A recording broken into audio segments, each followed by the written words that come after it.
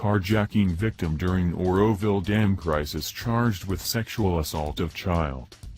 An Oroville man who was grievously injured in February when he was carjacked and run over by his pickup during the Oroville dam evacuations is now facing charges he sexually assaulted his 6-year-old relative, prosecutors say.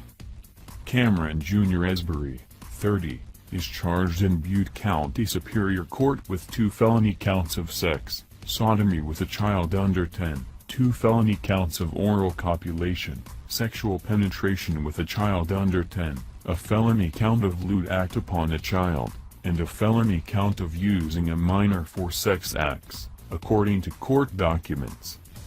Esbury faces the possibility of life in prison if convicted. He has pleaded not guilty. A preliminary hearing is scheduled for Wednesday. It's alleged Esbury assaulted the child in June and July. He was arrested July 7 and formally charged July 10.